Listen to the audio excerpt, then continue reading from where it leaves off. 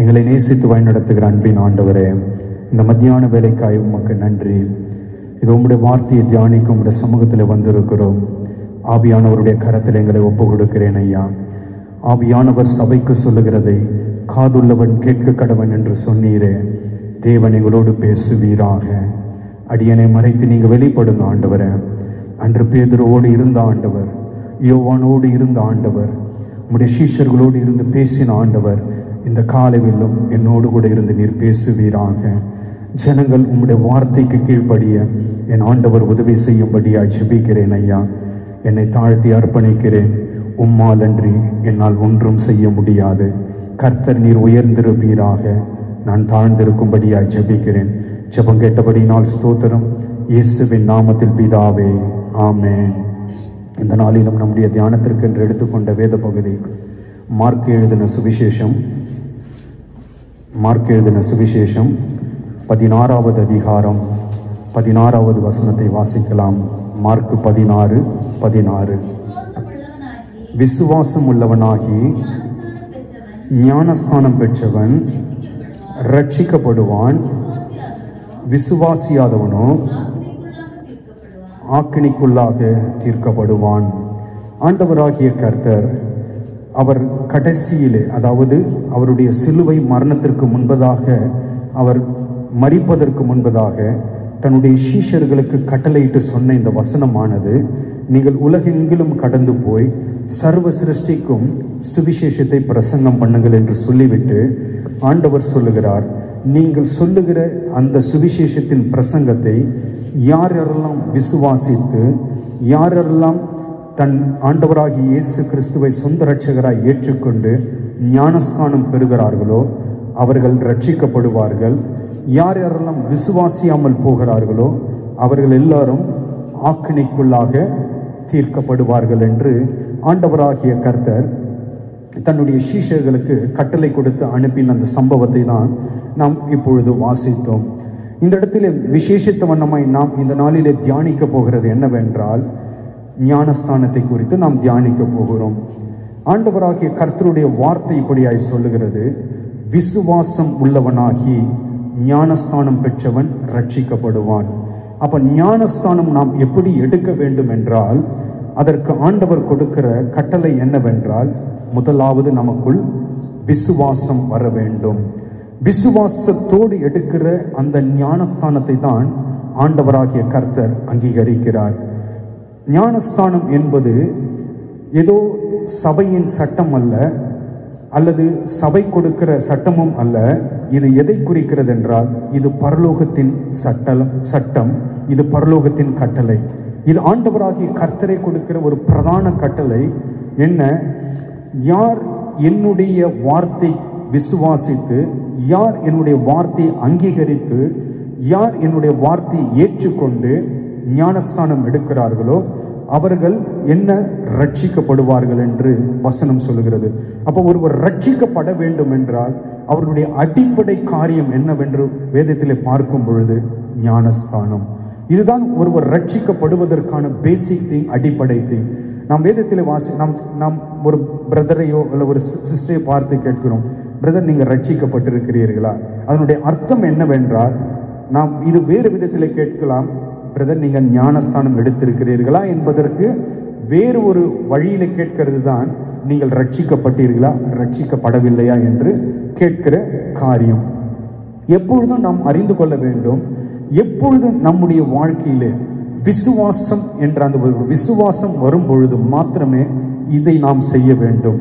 இந்த ஞானஸ்தானத்தை குறித்து சபைகளுக்காக இருக்கட்டும், விசுவாசிகளுக்காக இருக்கட்டும், ஒரு பெரிய தெளிவு இல்லாமல் இன்று காலகட்டத்தில் இருக்கிறார்கள். இது ஏன் இந்த தெளிவு இல்லை என்றால், அநேக சத்தியம், பலவிதமான சத்தியங்களை ஜனங்கள் புரட்டுகிறபடியினால், ஜனங்கள் என்ன பலவிதமாய் இதை குறித்து உபதேசிக்கிறபடியினால் கேட்கிறவர்களுக்கும் குழப்பம், எடுத்தவர்களுக்கும் நாம் சரியான விதத்திலே தான் ஞானஸ்தானத்தை பெற்றிருக்கிறோமா என்ற ஒரு கேள்விக்குறியும் இப்பொழுது ஆவிக்குரிய உலகத்திலே காணப்படுகிறது. எப்பொழுதும் நாம் புரிந்து கொள்ள வேண்டும், ஒருவர் ஞானஸ்தான சத்தியத்திற்குள்ளாய் வருகிறார்கள் என்றால் முதலாவது அவர்கள் தங்களுடைய விசுவாச நிலையை ஆராய்ந்து பார்க்க வேண்டும். எந்த அளவிலே, அதாவது நான் ஆண்டவரை சொந்த ரட்சகராய் ஏற்றுக்கொள்ள போகிறேன், என்னுடைய விசுவாச நிலை எந்த அளவிலே இருக்கிறது? நான் ஆண்டவரை ரட்சிப்பதற்கு முன்பதாக நான் ஆண்டவரை முழு இருதயத்தோடு நான் விசுவாசிக்கிறேனா? இந்த கேள்வி நமக்குள் வர வேண்டும். எப்பொழுதும் நாம் என்ன செய்யக்கூடாது, இந்த ஞானஸ்தானத்தை மாத்திரமே எப்படி ஒரு எடுத்தம் பிடித்தம் பண்ணும் அப்படி என்று நாம் செய்யவே கூடாது. அது பரலோகம் அதை அங்கீகரிப்பதே கிடையவே கிடையாது. இது கட்டாயத்தின்படியும் எடுப்பது அல்ல, அல்லது பிறரின் வற்புறுத்தலின்படியும் இதை நாம் செய்யவும் கூடாது. இதை நாம் எப்படி செய்யக்கூடாது?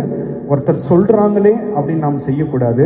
ஒருவர் கட்டாயப்படுத்துகிறார்களே என்று நாம் இதை செய்யவும் கூடாது. எப்பொழுது நம்முடைய ஆவிக்குரிய நாம் வாழ்கிற இந்த கிறிஸ்துவ வாழ்க்கையிலே எப்பொழுது அந்த விசுவாசத்தின் நிலை நமக்கு வளர்ந்து, அந்த விசுவாசத்திலே நாம் எப்பொழுது வளர்ந்து வருகிறோமோ நமக்கே தெரியும், இப்பொழுது நான் முன்பு இருந்ததை காட்டிலும் இப்பொழுது எந்த அளவிலே நான் வசனத்திலே வளர்ந்திருக்கிறேன், ஆண்டவரை நான் எந்த அளவுக்கு விசுவாசிக்கிறேன் என்ற அந்த நிலை நமக்கே தெரியும். அந்த நிலையை அடைந்தவுடனே நாம் செய்ய வேண்டிய காரியம்தான் இந்த ஞானஸ்தான காரியம். நீங்கள் வேதத்திலே வாசிக்கும் பொழுது முதலாக ஞானஸ்தானம் என்ற ஒரு சத்தியம் எங்கு பேசப்பட்டது, யார் மூலமாய் அறிமுகப்படுத்தப்பட்டது என்று நீங்கள் வேதத்திலே பார்ப்பீர்கள் என்றால், முதலாவது புதிய ஏற்பாட்டிலே தான் அது வருகிறது.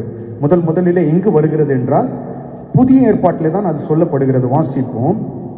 மத்தேயு எழுதின சுவிசேஷம் 3வது அதிகாரம், மத்தேயு 3:2 வசனத்தை வாசிப்போம். மனம் திரும்புங்கள்,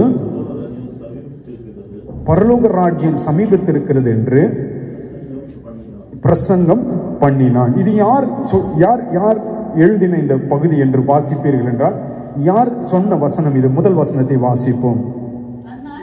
அந்நாட்களில் யோவான், அவருடைய பேரே பார்த்தீங்களா? யோவான் ஸ்நானன். அப்படின்னு என்றால் ஸ்நானம் கொடுக்கிற ஒரு மனிதன் இவன். யூதேயாவின் வனாந்தரத்திலே வந்து மனம் திரும்புங்கள், பரலோக ராஜ்யம் சமீபித்திருக்கிறது என்று பிரசங்கம் பண்ணினான் என்று இந்த பகுதியிலே பார்க்கிறோம்.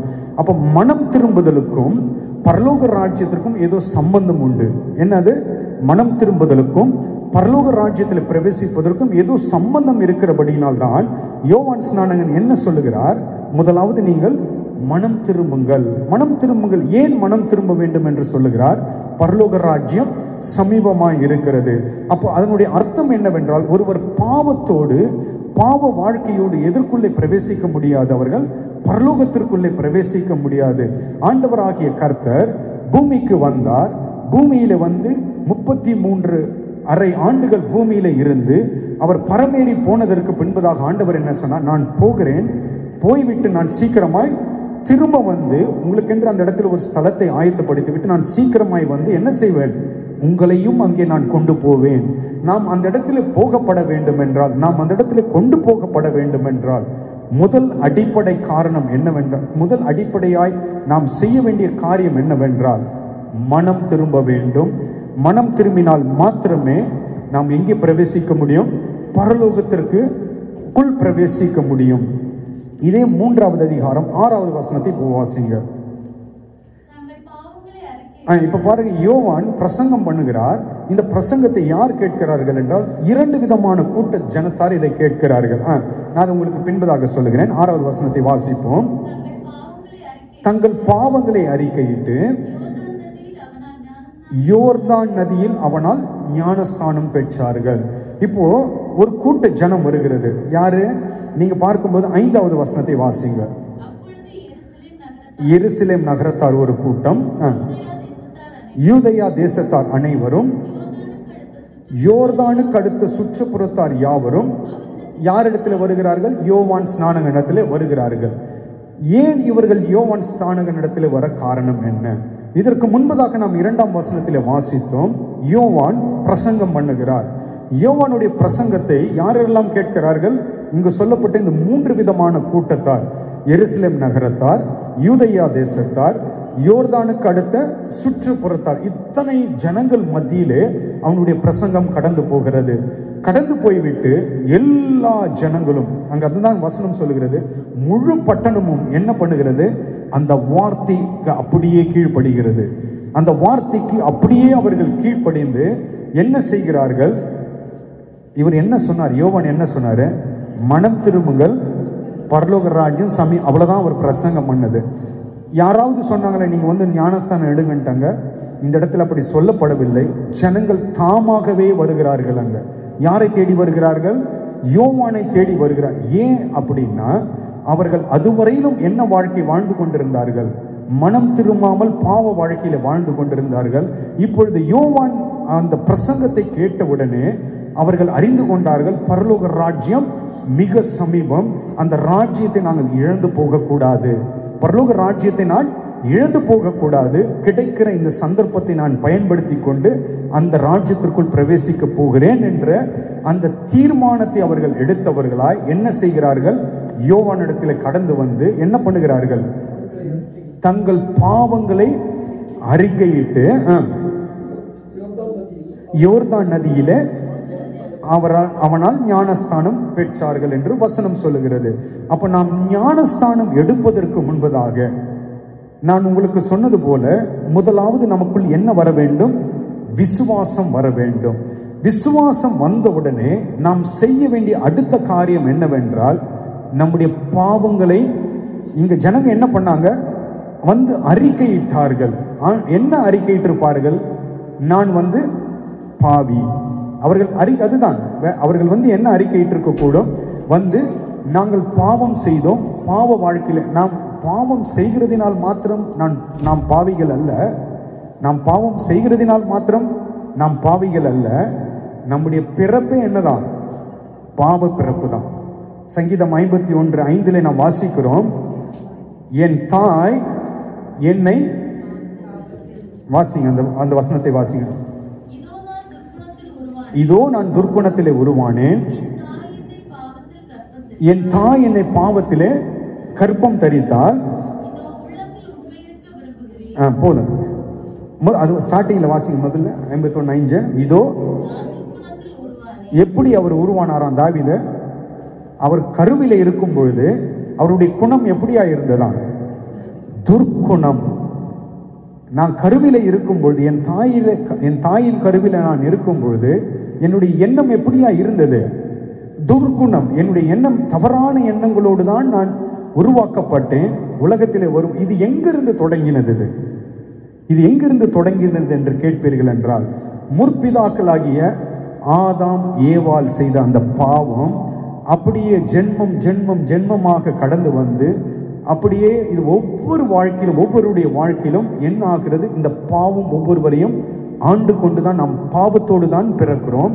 இப்ப பாருங்க, ஒரு வயசு இல்லை 1.5 வயசு குழந்தை எடுத்துங்களேன். நீங்க அந்த குழந்தை போய் அடிச்சிங்கன்னா அந்த குழந்தை என்ன பண்ணும்? யார் அந்த குழந்தைக்கு சொல்லி கொடுத்தது? 1.5 வயசு குழந்தைக்கு அடித்தால் திரும்ப அடிக்க வேண்டும் என்று யார் சொல்லி கொடுத்தது? நம்ம யாரும் அப்படி ட்ரெயின் பண்றதில்லை. நம்ம யாரா ட்ரெயின் பண்றோமா?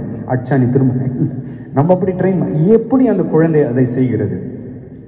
காரணம் துர்க்குணம். காரணம், நான் பிறக்கும் போதே அப்படிதான் நான் பிறக்கிறேன். என் சுபாவமே அப்படிதான். இது என்ன ஆகிறது? இப்படி சிறு வயதில் இப்படி நாளுக்கு நாள் நாம் வளரும் பொழுது இந்த சுபாவம் மாறிக்கொண்டே அது பெருத்துக்கொண்டே போகிறது. பெருத்துக்கொண்டே இப்படியாய் நம்முடைய வாழ்க்கை எப்படியாய் காணப்படுகிறது? பாவம் நிறைந்த வாழ்க்கை. இந்த பாவம் நிறைந்த வாழ்க்கையில வாசிப்போம்.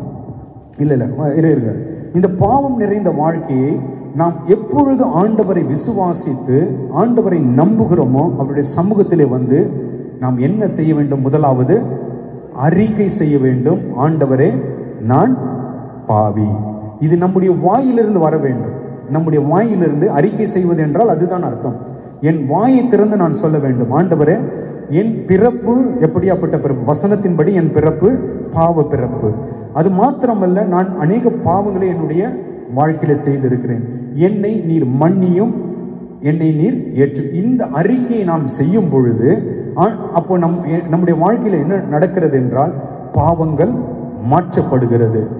இதுதான் இந்த ஞானஸ்தான இதுல நடைபெறுகிற ஒரு சம்பவம். இந்த இடத்துல வாசிக்கிறோம், 5வது வசனத்தில் வாசித்தோம், ஒரு கூட்டம் வருகிறது. எல்லா 3 விதமான பட்டணத்தார் ஞானஸ்தானம் எடுக்கும்படியா உண்மையான மனம் திரும்புதலோடு வருகிறார்கள். இப்பொழுது 6வது வசனத்தை 7வது வசனத்தை வாசிங்க.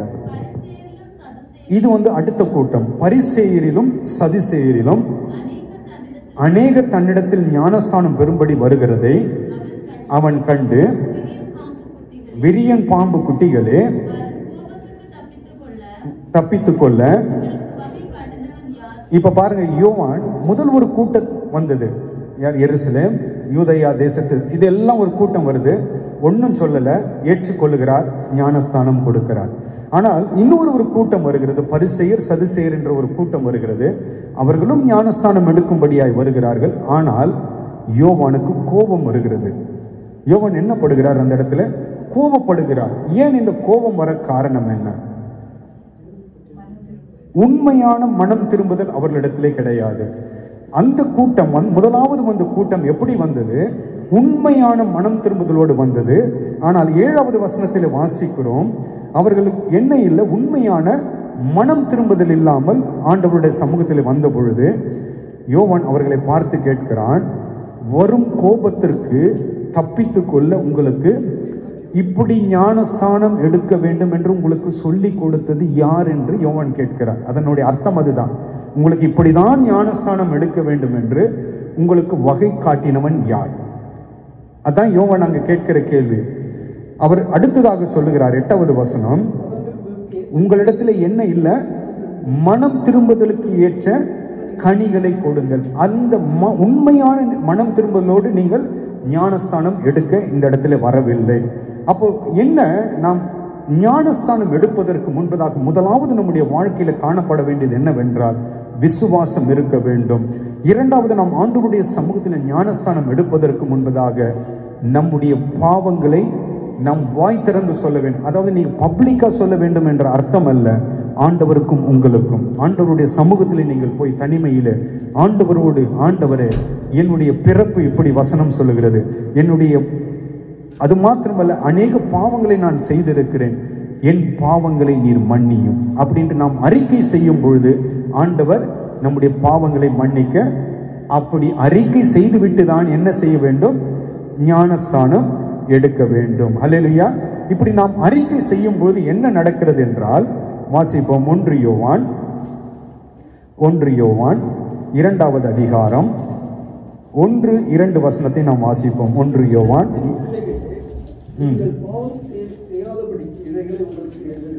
என்ன சொல்லுகிறாரு யோவான்? என் பிள்ளைகளே, நீங்கள் பாவம் செய்யாதபடிக்கு, நீங்க பாவம் செய்யக்கூடாது என்று இந்த வசனம் எழுதப்படுகிறது.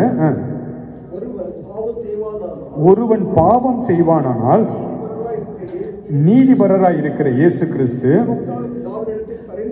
இப்ப பாருங்க, வசனம் என்ன சொல்லுகிறது?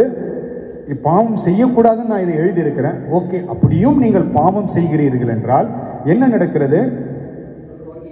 நீதிபரராகிய இயேசு கிறிஸ்து நமக்காக பிதாவின் இடத்துல பரிந்து பேசிக் கொண்டிருக்கிறார்.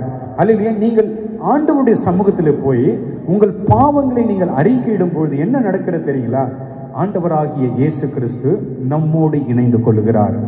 அல்லேலூயா. ஆண்டவராகிய இயேசு கிறிஸ்து நம்மோடு இணைந்து கொண்டு அவர் என்ன செய்கிறார்? நாம் இயேசு கிறிஸ்துவிடத்தில் அறிக்கை செய்கிறோம், இயேசு கிறிஸ்து பிதாவின் இடத்துல நமக்காக பரிந்து பேசுகிறார். ஆண்டவரே, இப்பொழுது அவனை நீர் பார்க்காதீர். யாரு?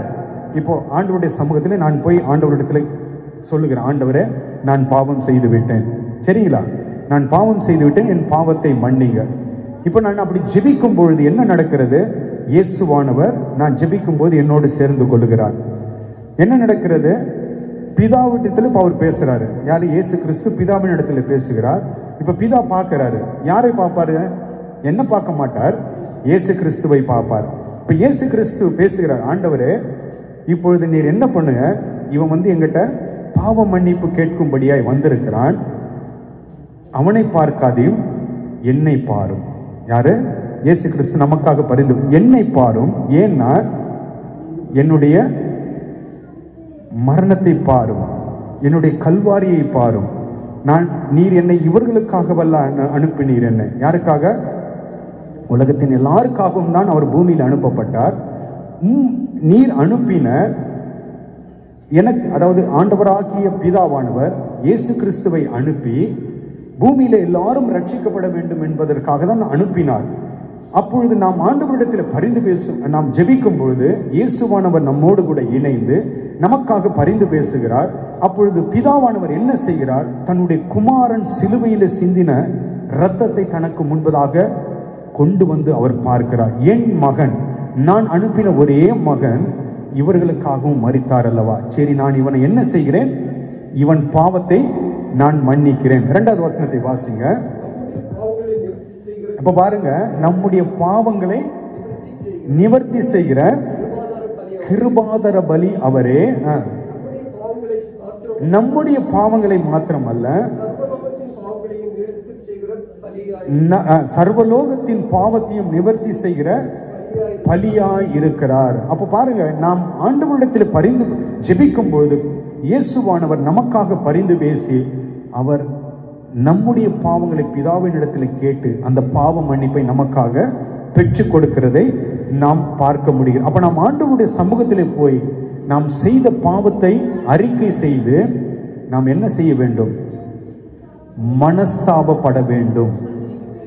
செய்த பாவத்திற்கு நாம் என்ன செய்ய வேண்டும்? மனஸ்தாபப்பட வேண்டும். ஆண்டவரே, நான் பாவம் செய்தேன். நான் எப்படி மனஸ்தாபப்பட முடியுங்க? நாம் எப்படி மனஸ்தாபப்பட முடியும்? இப்போ நாம் பாவம் செய்து விட்டோம், ஆண்டவருடைய சமூகத்தில் நாம் போய் எப்படி மனஸ்தாபப்பட முடியும்?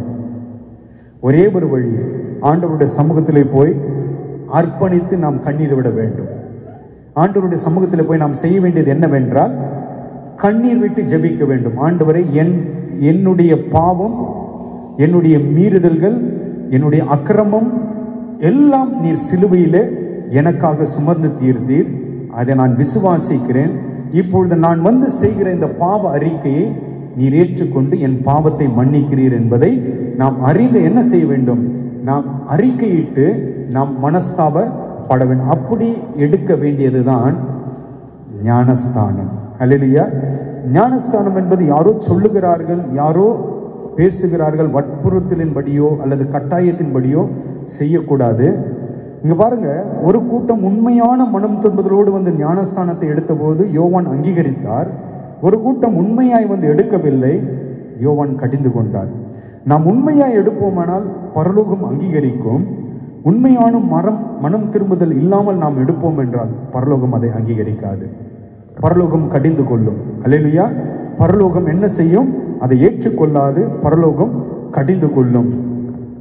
நீங்க பாருங்க, நாம் பிறப்பு மாத்திரம் அல்ல, நம் வாலிப நாட்களில், நம்ம எல்லோருக்கும் தெரியும், வாலிப நாட்களில் பாவம் செய்யாதவர்கள் கிடையாது. யாராவது சொல்ல முடியுமா? வாலிப நாட்களில் நான் பாவம் செய், நம்மை அறியாமல் அநேக பாவங்களை, வசனமும் அதான் சொல்லுகிறது. சங்கீதம் 25:7 வாசித்து பாருங்கள். சங்கீதம் 25:7 வாசித்து பாருங்கள்.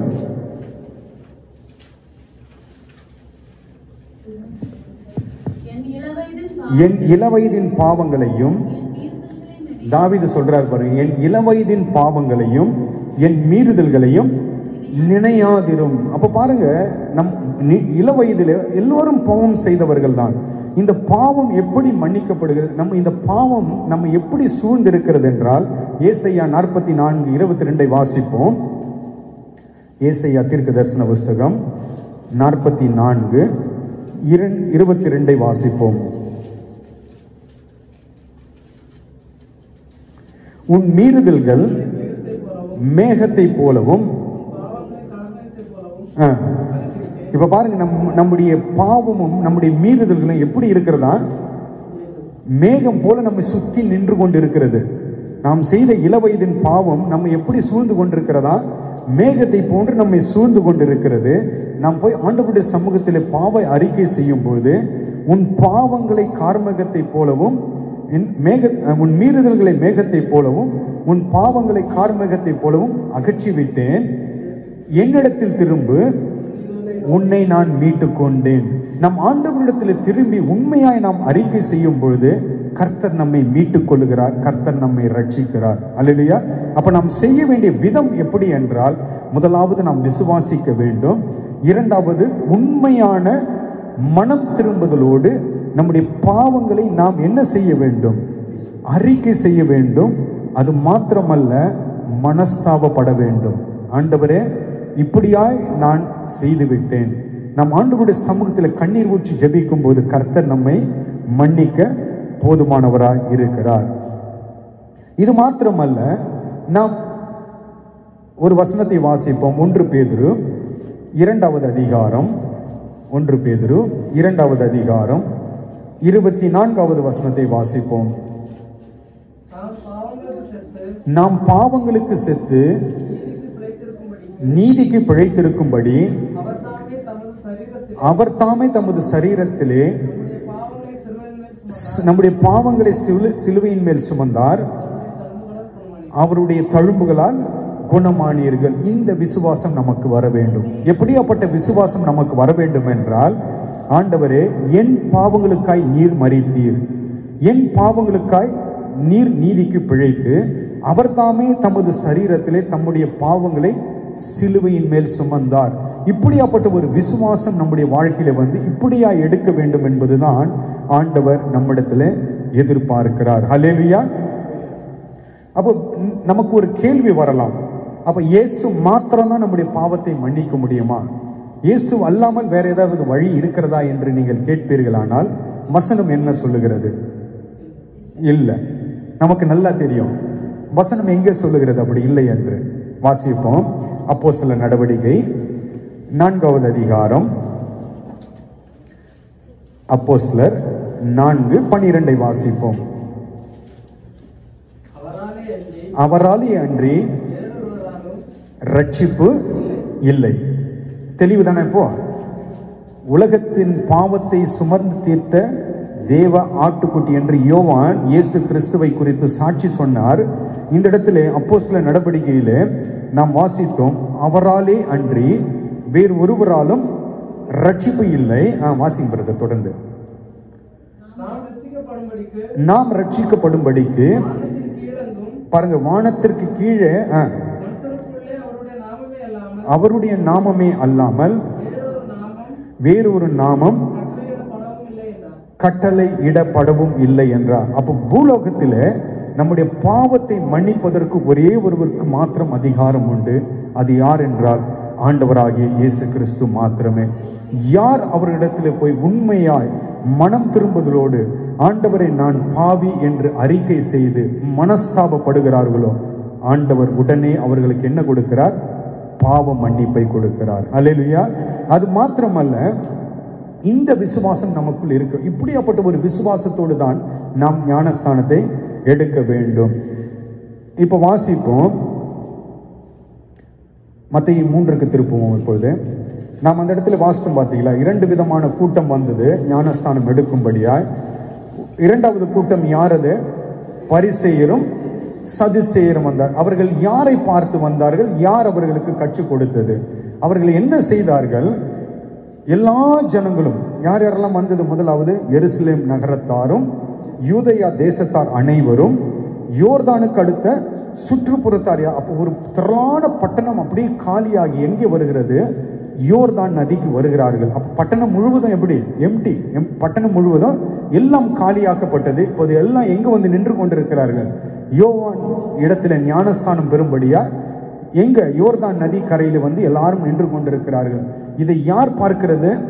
இன்னொரு பக்கத்திலிருந்து பரிசேயரும் சதுசேயரும் எருசலேம் பக்கத்திலிருந்து பார்க்கிறார்கள். எங்கிருந்து பார்க்கிறார்கள்?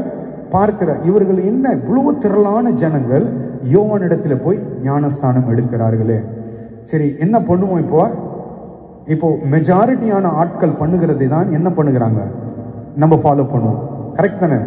இப்போ ஒரு 50 பேர் இருக்கிற இடத்துல, வேலை செய்கிற இடத்துல 48 பேர் என்ன செய்கிறார்களோ அதை தான் 2 பேர் என்ன பண்ணுவாங்க? ஏன் நம்ம என்னத்துக்கு வம்பு? அப்படியே அவங்களோட சேர்ந்து அப்படியே போயிடலாம் அந்த கூட்டத்தோட. இதுதான் பரிசேயரும் சதுசேயரும் செய்தார்கள். பட்டணம் முழுவதும் கிளம்பி வந்தது. இவர்கள் பார்த்தார்கள், என்ன எல்லாரும் போறாங்க, சரி நாமளும் போயிட்டு என்ன பண்ணுவோம்? நேரம் கிடைக்கும் போது எடுத்து வச்சுக்குவோம். எதை? ஞானஸ்தானத்தை எடுத்து வச்சுக்குவோம். இன்னைக்கு இல்லைனாலும் ஒரு நாளைக்கு நமக்கு யூஸ், இன்னைக்கு இல்லைனாலும் ஒரு நாளைக்கு நமக்கு பிரயோஜனப்படும். இன்று அப்படியும் எடுக்கிறவர்கள் உண்டு. இதை யார் அங்கீகரிப்பது கிடையாது. பரலோகம் இப்படி எடுத்தால், பரிசேயர் அப்படிதான் எடுத்தாங்க. எல்லாரும் எடுக்கிறாங்களே, நானும் போய் எடுக்கிறேன் என்று போனார்கள். உடனே யாருக்கு கோபம் வந்தது? யோவான் என்ன சொன்னாரு? விரியன் பாம்பு குட்டிகளே. அப்ப பரலோகம் நாம் இப்படி எடுப்போமானால் பரலோகம் நம்மை பார்த்து இப்படிதான் சொல்லும். என்ன சொல்லும்? விரியன் பாம்பு குட்டியே, உனக்கு யார் சொன்னது இப்படி வந்து ஞானஸ்தானம் எடுக்க வேண்டும் என்று? அப்ப நம் ஞானஸ்தானம் எடுக்க வேண்டிய முறைமை என்னவென்று கேட்பீர்களானால் விசுவாசம். அந்த விசுவாசம் எதின் அடிப்படையில் இருக்க வேண்டும்? அப்போஸ்தலர் 4:12 வாசகம் பார்த்தீங்களா? வானத்திற்கு கீழேயும் பூமிக்கு மேலேயும் வேறு ஒரு நாமமே கொடுக்கப்படவில்லை, இயேசு என்ற நாமத்தில் மாத்திரமே ரட்சிப்பு. இந்த விசுவாசத்தோடு நாம் அவருடைய சமூகத்தில் போய் அறிக்கை செய்த பாவத்திற்கு மனஸ்தாபப்படும் பொழுது வசனம் சொல்லுகிறது, இயேசு கிறிஸ்துவின் ரத்தம் 1 யோவான் 1:9 வாசிக்கிறோம். இயேசு கிறிஸ்துவின் ரத்தம் சகல பாவங்களையும் போக்கி நம்மை பரிசுத்தப்படுத்தும், சுத்திகரி. அப்ப நம்முடைய பாவங்கள் என்ன பண்ணப்படுகிறது? கழுகப்படுகிறது. இதற்கு அடையாளமாய் செய்ய வேண்டியதுதான் என்ன? ஞானஸ்தானம். அல்லேலூயா. அப்ப ஒருவர் ஞானஸ்தானம் எடுப்பதற்கு முன்பதாக செய்ய வேண்டிய காரியங்கள் 2.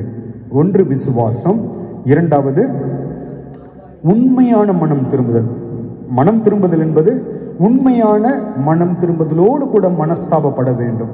இப்படி செய்துதான் இந்த ஞானஸ்தானம் வெறும் புதிய ஏற்பாட்டில் மாத்திரம்தான் இருக்கிறதா என்று கேட்பீர்கள் என்றால், ஆதி முதலே இது தேவ திட்டத்தில் இருக்கிறது. அல்லேலூயா. ஆனால் முதலிலே எங்கு முதலாவது எழுதப்பட்டு செய்யப்பட்டது என்றால் புதிய ஏற்பாட்டில் தான் இது முதலாக செய்யப்பட்டது. ஆனால் இது ஆதி முதலே தேவனுடைய திட்டத்தில் இருக்கிற ஒரு காரியமும் சம்பவம். இது வாசிப்போம்.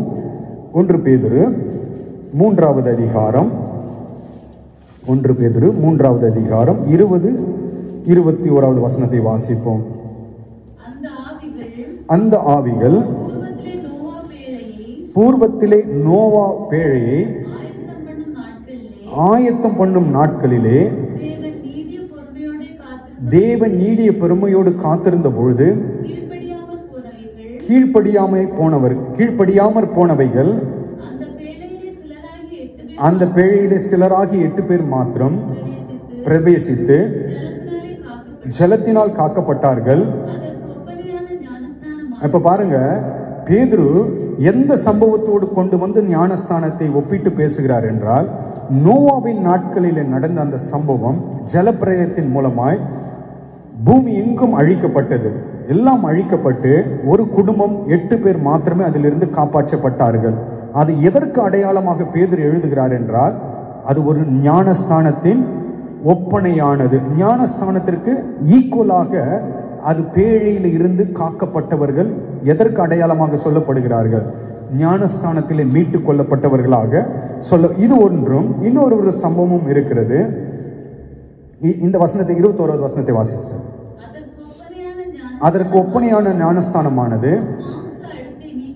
இப்ப பாருங்க, நாம் எடுக்கிற ஞானஸ்தானம் என்ன நீக்குகிறது? கிடையாது.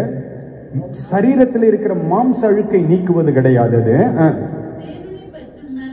தேவனை பற்றும் நல் மனசாட்சியின் உடன்படிக்கையாயிருந்து இப்பொழுது நம்மையும்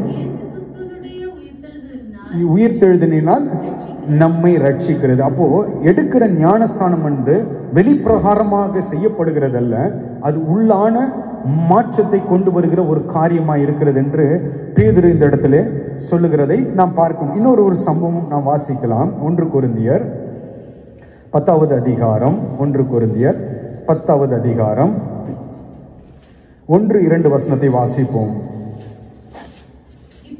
இப்படி இருக்க சகோதரரே, நீங்கள் பாருங்க, அப்போஸ்தலனாகிய பவுல் கொரிந்து சபைக்கு எழுதும்போது சொல்லுகிறார், நீங்கள் அறிய வேண்டிய காரியம் என்னவென்றால்,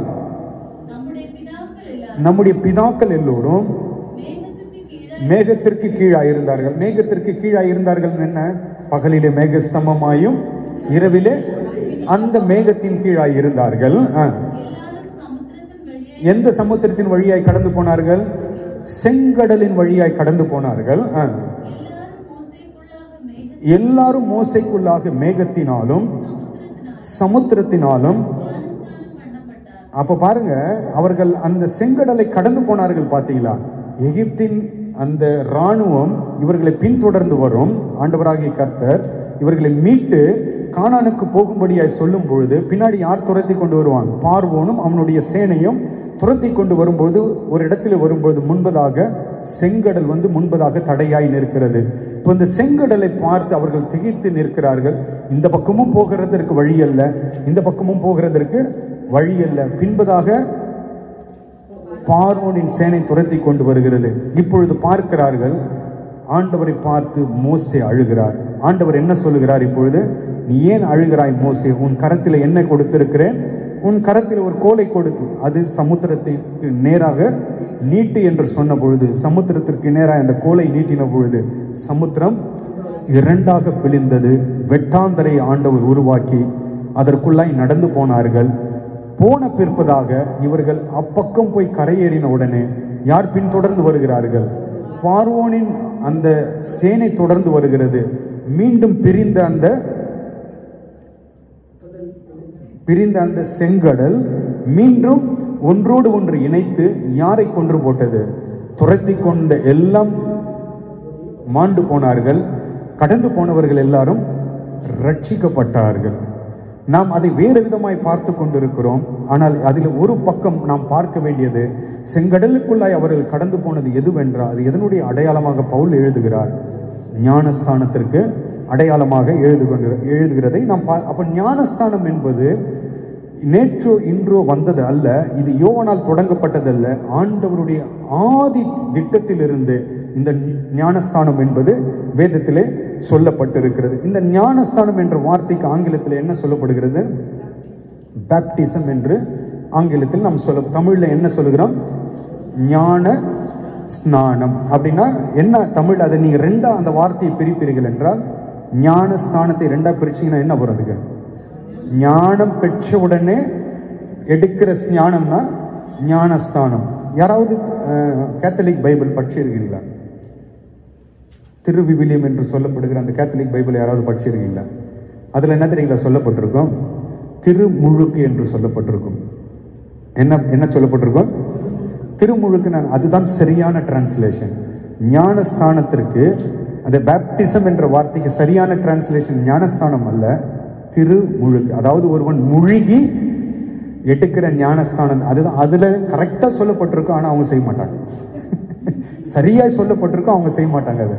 அதை கீழ்ப்படிய மாட்டாங்க. ஆனால் இங்கு நமக்கு எப்படி சொல்லப்பட்டிருக்கிறது? ஞானஸ்தானம் என்று சொல்லப்பட்டால் அதனுடைய அந்த பேப்டிசம் என்று சொல்லப்படுகிறதுல இது எங்கிருந்து தழுவின வந்த வார்த்தை என்று கேட்பீர்கள் என்றால், இது ஒரு கிரேக்க பதத்தை. இப்ப நாம் புதிய ஏற்பாட்டு எந்த மொழியில எழுதப்பட்டது? கிரேக்கத்தின் அடிப்படையிலிருந்து நான் எழுதப்பட்டது. பழைய ஏற்பாடு எபிரேய மொழியிலிருந்து மொழியாக்கம் பெயர்க்கப்பட்டது. இப்போ இது கிரேக்க மொழியினுடைய அர்த்தம் பேப்டிசம் என்றால் பேப்டிசோ என்ற அந்த வார்த்தையிலிருந்து தான் என்ன வந்தது? பேப்டிசோ என்ற வார்த்தையிலிருந்து தான் பேப்டிசம்.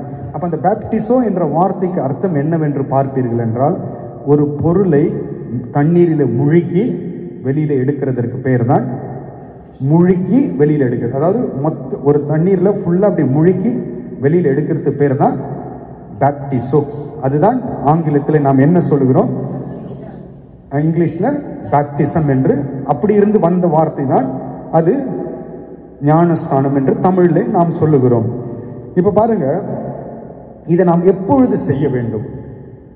இதற்கென்று வயது வரம்பு சொல்லப்பட்டிருக்கிறதா என்றால், பழைய ஏற்பாட்டில் நீங்கள் பார்க்கும் பொழுது ஒருவரை ஆண்டவருடைய சமூகத்தில் எப்பொழுது ஏற்றுக்கொள்வார்கள் என்றால், 20 வயது, அதாவது 18 வயதிற்கு மேற்பட்டார்கள் 20 வயது வரும் பொழுது அவர்களை யுத்த புருஷர்களாய் வேதம் அங்கீகரிக்கிறது.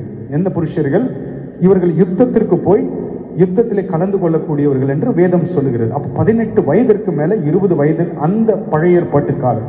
புதிய ஏற்பாட்டு காலத்திற்கு வரும் பொழுது வயது நிர்ணயிக்கப்படவில்லை. ஏன் அப்படின்னு கேட்டீங்கன்னா, இப்ப பாருங்க, ஒரு 100 வயசுக்கு முன்னாடி இருந்த ஆட்களுக்கும் இப்ப இருக்கிற ஒரு 10 வயசு, இப்ப ரிஜர்வ் எடுத்துங்க, அவங்க தாத்தாவை எடுத்துங்க, அப்படி வச்சு நம்ம கம்பேர் பண்ணி பார்ப்போம். ரிஜர்வ் கிட்ட ஒரு மொபைலை கொடுங்க, அவங்க தாத்தா கிட்ட ஒரு மொபைலை கொடுங்க, அறிவு பெருத்து போச்சு. ஏன்னா இப்போ இருக்கிற ஜெனரேஷனுடைய அறிவு எப்படின்னா, வசனம் அப்படித்தான் சொல்லுகிறது, இப்போ இருக்கிற ஜெனரேஷனுடைய அறிவு பெருத்து போய்விட்டது. நீங்கள் ஸ்கூல் சப்ஜெக்டை கொஞ்சம் பாருங்க. நாம் 12ஆம் வகுப்பில் படித்தது இப்போ அவங்க எந்த கிளாஸ்ல தெரியுங்களா படிக்கிறாங்க? 7ஆம் கிளாஸ் 8ஆம் கிளாஸ்ல ஏன் அப்படி வந்து விட்டது என்றால் அவருடைய வயது இப்பொழுது, அதனால்தான் இந்த காலகட்டத்தில் எந்த வயதில் ஞானஸ்தானம் கொடுக்கிறார்கள் என்றால் 12 வயதிற்கு மேலே ஞானஸ்தானம் கொடுக்கப்படுகிறது. ஆனால் வேதத்தின் பிரகாரம் இப்படிதான் இந்த வயதில் தான் எடுக்கணும், அந்த வயதில் தான் எடுக்கணும் என்று எதுவும் நிர்ணயிக்கப்படவில்லை. இல்லை, வசனம் என்ன சொல், உனக்கு எப்பொழுது ஞானம் வருகிறதோ அப்பொழுது நீ எடுத்துக்கொள்ளலாம். இப்போ இயேசு கிறிஸ்துவை குறித்து உனக்கு 12 வயதில் ஞானம் இருக்கிறது என்றால் அவர் என் பாவங்களை மன்னித்து என்னை ஏற்றுக்கொள்வார் என்ற அந்த விசுவாசமும் நம்பிக்கையும் உனக்கு 12 வயதில் இருக்கும் என்றால் நீ அதற்கு ஆயத்தம் எடுப்பதற்கு உனக்கு தகுதி இருக்கிறது. இதுதான் வேதம் நமக்கு கற்றுக் கொடுக்கிற. நீங்கள் சங்கீதம் 111 10வது வசனத்தை வாசிங்க. சங்கீதம் 111:10.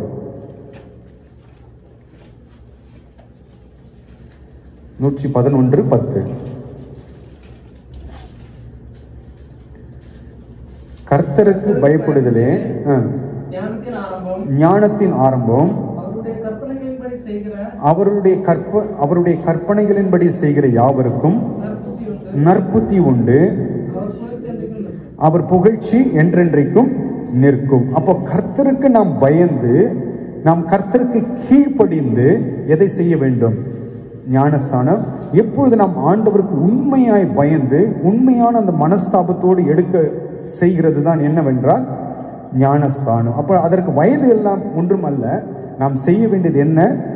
ஞானம் கர்த்தருக்கு பயந்து நாம் செய்ய வேண்டும். இப்ப அடுத்த கேள்வி, ஞானஸ்தானம் நிச்சயமா எடுத்துதான் ஆக வேண்டுமா? ஏன் எடுக்க வேண்டும்? நாம் வாசித்தோம் யோவான் மத்தேயுல மனம் திரும்புங்கள், அப்ப பரலோகத்திற்குள்ளே நாம் பிரவேசிக்க வேண்டும் என்றால் என்ன செய்துதான் ஆக வேண்டும்? ஆனால் ஞானஸ்தானத்திற்கு என்று நாம் ஞானஸ்தானம் எடுக்கிறோம் பார்த்தீங்களா, இது எதற்கு ஒப்பனையாய் சொல்லப்படுகிறது என்றால், முதலாவது நாம் ஞானஸ்தான சத்தியத்திற்கு கீழ்ப்படுகிறோம் என்றால் அது ஒரு கீழ்ப்படிதலின் அடையாளமாக பார்க்கப்படுகிறது. எப்பொழுது நான் என்னை பாவி என்று நான் உணர்ந்து என் பாவத்தை ஆண்டவருடைய சமூகத்தில் போய் நான் அறிக்கை இடுகிறேனோ, வசனத்தை என்ன சொல்லுது? மனம் திரும்புங்கள். அப்போ மனம் திரும்பி, நான் வசனத்தை கேட்டவுடனே நான் செய்ய வேண்டியது என்ன? மனம் திரும்ப வேண்டும். அப்படி நான் திரும்பி ஆண்டவருடைய சமூகத்தில் போய் நிற்கும் பொழுது அது எதற்கு அடையாளமாக சொல்லப்படுகிறது என்றால் கீழ்ப்படிதலின் அடையாளம். அப்போ யார் ஞானஸ்தானத்திற்கு ஒப்பு கொடுக்கிறார்களோ, முதலாவது அவர்கள் வாழ்க்கையில் அவர்கள் செய்கிறது என்னவென்றால் தங்களுடைய வாழ்க்கையிலே ஆண்டவருக்கு கீழ்ப்படுகிறோம். அதுதான் ஞானஸ்தானத்தினுடைய முதல் காரியமே என்னவென்றால் அது கீழ்ப்படிதலின் அடையாளம். வாசிங்க அப்போஸ்தலர் 2வது அதிகாரம், அப்போஸ்தலர் 2 37-38 வசனத்தை வாசிப்போம். அப்போஸ்தலர் 2. எதை அவர்கள் கேட்டார்கள்? 36வது வசனத்தை வாசிங்க. ஆகையினால்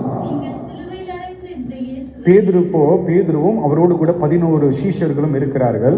அவர்கள் எழுந்து நின்று, இதுல பேதுரு பேசுகிறார், என்ன சொல்லுகிறார்? நீங்கள் சிலுவையிலே அறைந்த இந்த இயேசுவையே தேவன் ஆண்டவரும் கிறிஸ்துவும் ஆக்கினார் என்று இஸ்ரவேல் குடும்பத்தார் யாவரும் நிச்சயமாய் அறிய கடவீர்கள் என்றான். இதை யார் கேட்டாங்க?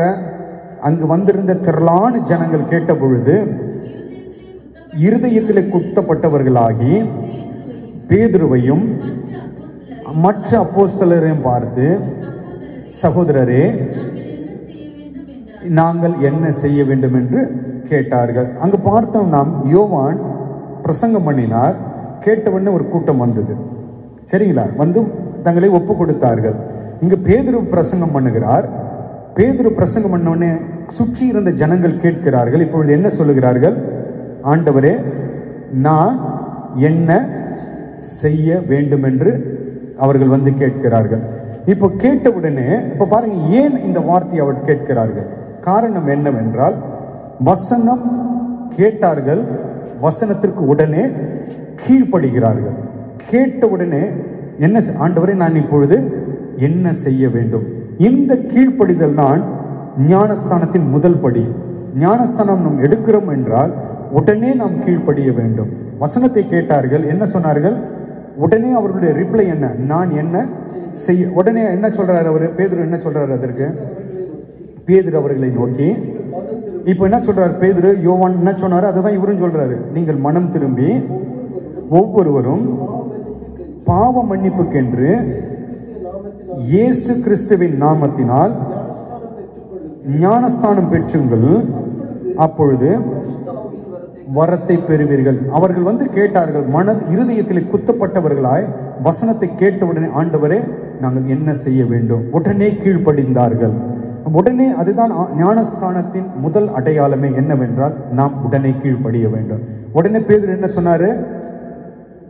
மனம் திரும்புங்கள், மனம் திரும்பி நீங்கள் ஒவ்வொருவரும் பாவ மன்னிப்புக்கென்று இயேசு கிறிஸ்துவின் நாமத்தினால் அறிக்கையிட்டு ஞானஸ்தானம் பெற்றுக்கொள்ளுங்கள். இதுதான் அவர்கள் முதலாவது ஞானஸ்தானத்தினுடைய அடையாளம். என்னவென்றால் முதலாவது அடையாளம் கீழ்ப்படிதல். இரண்டாவது, ஏன் நாம் ஞானஸ்தானம் எடுக்க வேண்டும் என்றால், இல்லை இதுக்கு இன்னொரு உதாரணம் நான் சொல்றேன். கீழ்ப்படிதலுக்கான இன்னொரு உதாரணம் அப்போஸ்தலர் 8வது அதிகாரம் 12வது வசனத்தை வாசிங்க. அப்போஸ்தலர் 8, தேவனுடைய ராஜ்யத்திற்கும் இயேசு கிறிஸ்துவினுடைய நாமத்திற்கும் ஏற்றவைகளை குறித்து பிலிப்பு பிரசங்கித்ததை இப்ப யார் விசுவாசிக்கிறார்கள்? எந்த பட்டணத்தார் இவர்கள்? சமாரிய பட்டணத்தில் பிலிப்பு போய் பிரசங்கம் பண்ணுகிறார். இப்ப எங்க போகிறார்? பிலிப்பு சமாரிய பட்டணத்தில் போய் தேவனுடைய ராஜ்யத்திற்கும் இயேசு கிறிஸ்துவினுடைய நாமத்திற்கும் குறித்து அவர் பிரசங்கம் பண்ணுகிறார். அவர்கள் யார் விசுவாசித்தார்கள்? சமாரியா தேசத்து ஜனங்கள் விசுவாசித்தார்கள்.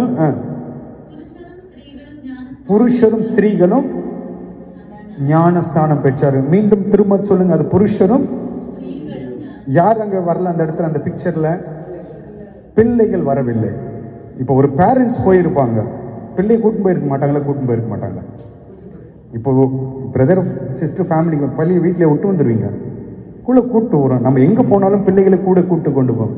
வசனம் மிக தெளிவாய் சொல்லுகிறது, அவர்கள் விசுவாசித்த பொழுது புருஷரும் ஸ்திரீகளும் மாத்திரமே என்ன பண்ணாங்க? அப்ப எந்த ஞானஸ்தானம் அங்கீகரிக்கப்படுவதில்லை? குழந்தை ஞானஸ்தானம் வேதம் அங்கீகரிக்கப்படுவது கிடையாது. நான் இல்லை, ஒருவேளை நான் சிறு வயதிலே நான் அப்படி தெளிப்பு ஞானஸ்தானம் இதெல்லாம் வேதம் எங்குமே சொல்லவில்லை. வேதத்தில் அப்படிப்பட்ட வசனமும் இல்லை. நான் சிறு வயதிலே ஞானஸ்தானம் எடுத்து விட்டேன் என்று சொல்வீர்கள் என்றால், சிறு வயதிலே உங்களுக்கு அந்த ஞானம் எப்பொழுது வந்தது? இயேசு கிறிஸ்து ரட்சகர் என்ற ஞானம் நமக்கு எப்பொழுது சிறு வயதிலே வந்தது? எப்பொழுது ஞானம் நாம் எடுக்கிறோமோ அதுக்கு பேர் தான் என்ன? ஞானஸ்தானம். இந்த இடத்துல பாருங்க, இவர்கள் விசுவாசித்தார்கள். விசுவாசித்து புருஷரும் மேல் அண்ட் ஃபீமேல் அப்படிதான் சொல்லப்பட்டது. இங்க யார் வரல? அந்த இடத்துல குழந்தைகள் வரவே கிடையாது. அந்த ஞானஸ்தானத்தை வேதம் அங்கீகரிப்பதும் கிடையவே கிடையாது. இதே அதிகாரத்தில் 8வது அதிகாரத்தில் 36, 37வது வசனத்தை வாசிங்க. இவ்விதமாய் வழி நடந்து போகையில், இப்ப யார் இது? அதே பிலிப்பு தான். இப்பொழுது சம்பவம் வேற. முதலாவது சமரிய ஜனங்களிடத்திலே சுவிசேஷத்தை சொன்னார், ஜனங்கள் ரட்சிக்கப்பட்டார்கள். பின்பது ஆவியானவரால் இவர் எங்கு கொண்டு போகப்பட்டார்? எத்தோப்பியா மந்திரியின் இடத்திலே கொண்டு போகப்படுகிறார். இப்போ அவர் சுவிசேஷத்தை யாருக்கு பிரசங்கம் பண்ணுகிறார்? எத்தோப்பியா மந்திரிக்கு பிரசங்கம் பண்ணுகிறார். இவ்விதமாய் அவர்கள் எத்தோப்பியா மந்திரியும் பிலிப்புவும் வழி நடந்து போகையில் தண்ணீர் உள்ள ஒரு இடத்திற்கு வந்தார்கள். அப்பொழுது மந்திரி, இதோ தண்ணீர் இருக்கிறது, தடை என்ன என்றான். இப்போ பாருங்க, ரெண்டு பேரும் அப்படியே சம்பாஷணை பண்ணி கொண்டு போகிறார்கள். சுவிசேஷத்தை பிலிப்பு பிரசங்கிக்கிறார். இதை கேட்ட மந்திரி உடனே என்ன சொல்றாரு? தண்ணீர் இருக்கிறது, ஞானஸ்தானம் எடுக்க. இதுதான் உண்மையான கீழ்ப்படிதல். அல்லேலூயா. வசனத்தை கேட்டவுடனே கீழ்ப்படுகிறது தான் ஆண்டவர் எதிர்பார்க்கிறார். உடனே என்ன சொல்லுகிறார்? தண்ணீர் இருக்கிறது, என்ன தடை? உடனே பிலிப்பு என்ன சொல்லுகிறார்? அப்போ விசுவாசம் எப்படி இருக்க வேண்டும்? நமக்கு முழு இருதயத்தோடு விசுவாசம் இருந்தால் தடை இல்லை. அப்பொழுது அவன் இயேசு கிறிஸ்துவே தேவனுடைய குமாரன் என்று. இப்ப பாருங்க, நாம் ஞானஸ்தானம் எடுக்கிறோம் பாத்தீங்களா, நம் வாயில அறிக்கை பண்ணுகிறோம் பாத்தீங்களா, என்ன அறிக்கை செய்ய வேண்டும்? இதைதான் நாம் அறிக்கை செய்ய வேண்டும். இயேசு கிறிஸ்துவை தேவனுடைய குமாரன் என்று நான் விசுவாசிக்கிறேன். இந்த விசுவாசத்தோடு நாம் போய் எடுக்கிற ஞானஸ்தானம் தான் பரலோகம் இங்க செஞ்ச உடனே என்ன, இப்ப பிலிப்பு சொல்றார், நீ முழு இருதயத்தோடு விசுவாசித்தால் தடை இல்லை என்றான். அப்பொழுது அவன் இயேசு கிறிஸ்துவை தேவனுடைய குமாரன் என்று விசுவாசிக்கிறேன் என்று சொல்லி ரதத்தை நிறுத்த சொன்னான். அப்பொழுது பிலிப்பும் மந்திரியும் ஆகிய இருவரும் தண்ணீரை இறங்கினார்கள். அப்போ பிலிப்பு கரையோரத்தில் நிக்க வச்சு ஞானஸ்தானம் கொடுத்திருக்கலாம்.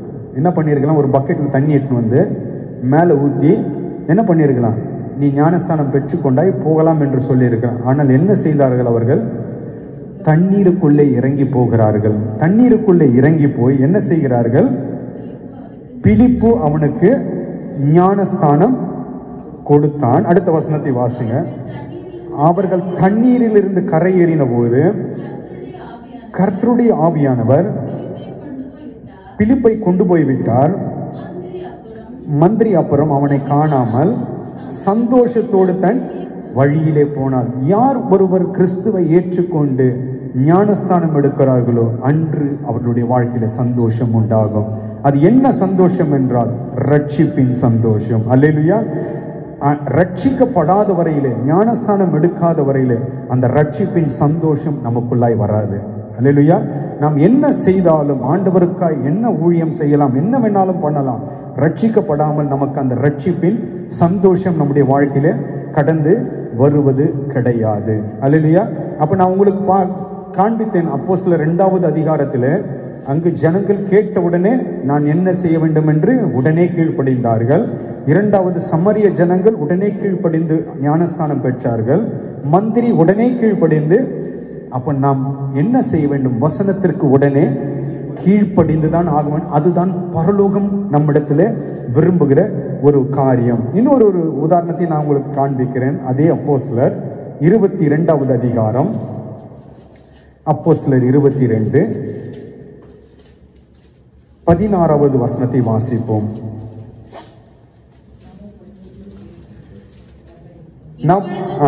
இப்பொழுது நீ தாமதிக்கிறது என்ன? நீ எழுந்து கர்த்தருடைய நாமத்தை தொழுது கொண்டு ஞானஸ்தானம் பெற்று உன் பாவங்கள் போக்க. இது யாரை குறித்து சொல்லப்படுகிறது? அனனியார். யாரை பார்த்து சொல்றாங்க? சொல்லுங்க. பவுலை குறித்து சொல்லுகிற காரியம் இது. ஆண்டவராகிய கர்த்தர் சவுலை சந்திப்பார். சவுலாகிய பவுல். இப்போ பவுல் ஆகல, இப்போ சவுல தாங்கிறார் இவரு. சவுலை சந்தித்து விட்டு ஆண்டவர் சந்தித்த பொழுது ஒளியானது அவனுடைய கண்களை என்ன ஆக்கி விட்டது? குருட்டாக்கி விட்டது. இப்பொழுது ஆண்டவர் என்ன சொல்லுகிறார்? நீ எங்க போக வேண்டும் என்று சொல்லுகிறார். எங்க சொல்லுகிறார்? எங்கே போக வேண்டும் என்று சொல்லுகிறார்? 11வது வசனத்தை வாசிங்க. 10வது வசனத்திலிருந்து வாசிங்க. அப்பொழுது நான், ஆண்டவரே, நான் மீண்டும் பாருங்க, பவுல் அந்த கேள்வி தாங்க, நான் என்ன செய்ய வேண்டும்? அதற்கு கர்த்தர், நீ எழுந்து தமஸ்குவுக்கு போய் நீர் செய்யும்படி எல்லாம் அங்கே உனக்கு சொல்லப்படும் என்றார். அப்போ ஆண்டவர் ஒரு இடத்துல அனுப்பி, நீ அங்கு போனீங்கன்னா உனக்கு என்ன சம்பவிக்கும், நடக்க போகும் என்று சொல்லுவார்கள் என்று அனுப்புகிறார். 12வது வசனத்தை வாசிங்க. பக்தி உள்ளவனும் யூதராலும் சாட்சி பெற்றவனுமாகிய. இப்ப யார் வீட்டுக்கு அனுப்புறார் ஆண்டவர்? அப்ப சவுல அனனியா வீட்டுக்கு அனுப்புறார். இந்த அனனியா யாருன்னு கேட்டீங்கன்னா ஒரு பெரிய ஆளெல்லாம் கிடையாதுங்க. அனனியா ஒரு சாதாரண ஒரு மனிதன். அவனை குறித்து வேதம் என்ன சாட்சி கொடுக்கிறதுன்னா, பக்தி உள்ளவன், குடியிருக்கிற சகல யூதரிலும் நல்லவன். இதுதான் அவனுடைய 2 குவாலிட்டி வேதம் நமக்கு சுட்டி காட்டுகிறது. நீ அவன் வீட்டுக்கு போ. ஆண்டவர் எங்க அமைச்சிருக்கலாம்? சவுல. எத்தனையோ பெரிய பெரிய ஆளுங்கெல்லாம் அந்த இடத்துல இருந்தாங்க, அவங்க வீட்டுக்கெல்லாம் அமைச்சிருக்கலாம் ஆண்டவர். ஆனா ஆண்டவர் எங்க அனுப்புகிறார்? ஒரு சிறிய மனிதனிடத்தில் அனுப்புகிறார், அனனியா வீட்டுக்கு அனுப்புகிறார். போய் என்ன செய், அங்கே நீ போகும்பொழுது உனக்கு என்ன நடக்கும் என்பதை அவர்கள் சொல்லுவார்கள். போறான். அவர் 14வது வசனத்தை வாசிங்க. 13 வாசிங்க. என்னிடத்தில் வந்து நின்று சகோதரனாகிய சவுலே, இப்ப அவன் கண் குருடாக்கப்பட்டு இருக்கிறது. இப்ப அவன் சொல்லுகிறான், நீ பார்வை அடையவாயாக. அந்நேரமே பார்வை அடைந்து அவனை ஏறிட்டு பார்த்தேன். அப்பொழுது அவன் அறியவும் தரிசிக்கவும் கேட்கவும், யார் எல்லாம் ஆண்டவர் ஞானஸ்தானத்திற்காய் அழைக்கிறாரோ, நீங்கள்லாம் இன்னைக்கு நேற்று ஆண்டவரால் தெரிந்து கொள்ளப்படவில்லை. முன்னமே என்றால் உலகம் தோன்றுவதற்கு முன்னமே. எப்பொழுது? உலகம் தோன்றுவதற்கு முன்னமே. அப்போ உலகம் தோன்றுவதற்கு முன்னமே என்று எப்பொழுது என்றால், ஆதாம் தோன்றவில்லை, ஏவாள் தோன்றவில்லை. அதற்கு முன்பதாகவே ஆண்டவர் உங்களையும் என்னையும் தெரிந்து கொண்டார். ஏதோ நான் ஞானஸ்தானம் எடுக்க வருகிறோம், இப்பொழுது ஒப்பு கொடுக்கிறோம் என்றால், நேற்று முந்த நாள் உங்களை ஆண்டவர் தெரிந்து கொள்ளவில்லை. தாயின் கர்ப்பத்திலே தோன்றுவதற்கு முன்பதாகவே, உலகம் தோன்றுவதற்கு முன்பதாக ஆண்டவர் உங்களுக்கு என்ன பெயரை வைக்க வேண்டும் என்று உலக தோற்றத்திற்கு முன்பதாகவே உங்களை பெயரை சொல்லி அழைத்தார் தானே வசனம் சொல்லுதுங்க. உலகமே தோன்றல, அன்னைக்கு நம் பெயரெல்லாம் ஆண்டவர் எழுதி வைத்திருக்கிறார். அப்போ ஆண்டவர் ஒருவரை ஞானஸ்தானத்திற்கு அழைக்கும் போது அது இன்று நேற்று தெரிந்து கொள்ளவில்லை, இது ஆதியில ஆண்டவர் தொடர்ந்து வாசிங்க. இப்ப 16வது வசனத்தை வாசிங்க. இப்பொழுது நீ தாமதிக்கிறது என்ன? நம்ம முதல்ல பார்த்த சம்பவங்கள் எல்லாம் உடனே கீழ்ப்படிந்தார்கள். உடனே என்ன பண்ணாங்க? கேட்ட உடனே கீழ்ப்படிந்து, அது பிலிப்புவா மந்திரியா இருக்கட்டும், சமரிய ஜனங்களா இருக்கட்டும், அங்கு அப்போஸ்தலர் நாட்களிலே 2வது அதிகாரத்தில் வாசனம் பார்த்தீங்கன்னா, அவர்கள் எல்லாம் கேட்ட உடனே என்ன செய்ய வேண்டும் என்ன செய்ய வேண்டும் என்று கேட்டார். ஆனால் சவுல் ஆண்டவரை பார்த்து என்ன செய்ய வேண்டும் என்று கேட்டுவிட்டு அனனியாவிடத்தில் வந்த பொழுது அவன் தாமதிக்கிறார். இதை பார்த்த அனனியா என்ன சொல்லுகிறார்? ஏன் நீ தாமதிக்கிறது என்ன? அப்ப நாம் என்ன செய்யக்கூடாது? ஞானஸ்தானத்தை ஒரு நாளும் தாமதிக்க கூடாது. ஏன் தாமதிக்க கூடாது? ஏன் தாமதிக்க கூடாது? ஏன் உடனே கீழ்ப்படிய வேண்டும் என்று ஆண்டவர் எதிர்பார்க்கிறார்? தாமதித்தால் என்ன நடக்கும்? காரணம் என்ன? இன்னைக்கு நாம் உயிரோடு இருக்கிறோம், நாளைக்கு நாம் உயிரோடு இருப்போம், என்ன கேரண்டிங்க? யாருக்காவது கேரண்டி இருக்குதுங்களா? வசனம் என்ன சொல்ல தெரியுங்களா? வாசிப்போம். யாக்கோபின் நிருபம், யாக்கோபு 4வது அதிகாரம் 13 15 வரை உள்ள வசனங்களை வாசிப்போம். 4:13. மேலும் நாங்கள் இன்றைக்கு அல்லது நாளைக்கு இன்ன பட்டணத்திற்கு போய் அங்கே ஒரு வருஷம் தங்கி வியாபாரம் செய்து, இது என்ன புரியுதுங்களா? இது நல்லா புரியுதுல்ல? நான் எங்கேயோ போய் தப்பித்து ஏதோ ஒரு இடத்துல வாழ்ந்து நான் என்னை வாழ்ந்து காட்டுவேன், நான் என்ன பண்ணுவேன், என்னால் வாழ்ந்து கொள்ள முடியும் என்று சொல்லுகிறவர்களே கேளுங்கள். நாளைக்கு நடப்பது உங்களுக்கு தெரியாதே. நாளைக்கு நீங்க உயிரோடு இருப்பீங்களா? நாளைக்கு இந்த உலகம் இருக்குமா? இல்ல நாளைக்கு ஆண்டவருடைய வருகை இருக்குமா? இல்ல இன்னைக்கு ஆண்டவருடைய வருகை, நாளை குறித்து நமக்கு ஒன்றுமே தெரியாது. உங்கள் ஜீவன் எப்படிப்பட்டது? கொஞ்சம் காலம் தோன்றி பின்பு தோன்றாமல் போகிற புகையை போல இருக்கிறது. ஒரு புகை எப்படி அப்படியே வரும், கொஞ்ச நேரம் பொறுத்து பார்த்தீங்கன்னா அந்த புகையை நம்மால் பார்க்க முடியாது. அப்படிதான் நம்முடைய வாழ்க்கையும் இருக்கிறது. இந்த வாழ்க்கைக்கு இப்படிப்பட்ட ஒரு வாழ்க்கை வாழ்கிற நமக்கு ஆதலால் ஆண்டவருக்கு சித்தமானால் நாங்கள் உயிரோடு இருந்தால் இன்னதை செய்வோம் என்று எப்போ உயிரோடு இருக்கும் நாட்களிலே நாம் அதை செய்ய வேண்டும். அல்லேலூயா. அதான் யாக்கோபு 4:13-15 யாக்கோபு எழுதும்போது சொல்லுகிறார், நாளைய தினத்தை குறித்து உங்களுக்கு தெரியாது. ஏன் நீங்கள் தாமதிக்க வேண்டும்? ஏன் நீங்கள் தள்ளி போட வேண்டும்? ஒருவேளை நாம் நாளைக்கென்று தள்ளி போடும் அல்லது நாளை மறுநாள் என்று போகும்போது ஒருவேளை ஆண்டவர் வந்து விடலாம், இல்லது ஆண்டவர் நம்மை உலகத்தை விட்டு மாற்றி விடலாம், எது வேணாலும் சம்பவிக்கலாம். அப்பொழுது என்ன நடக்கும்? வாழ்க்கையை இழந்து போவோம். அதுதான் அனனியா யாரை பார்த்து சொல்லுகிறார்? பவுலை பார்த்து சொல்லுகிறார். அப்போஸ்தலர் 22:16 வாசித்தோம். ஏன் இப்பொழுது நீ தாமதிக்கிறது என்ன? ஏன் தாமதம்? நாளைக்கு என்பது ஒரு நாள் கிடையவே கிடையாது. அப்பொழுது நாம் என்ன செய்ய வேண்டும்? ஆண்டவருடைய வார்த்தையின்படி உடனே கீழ்ப்படிய வேண்டும்.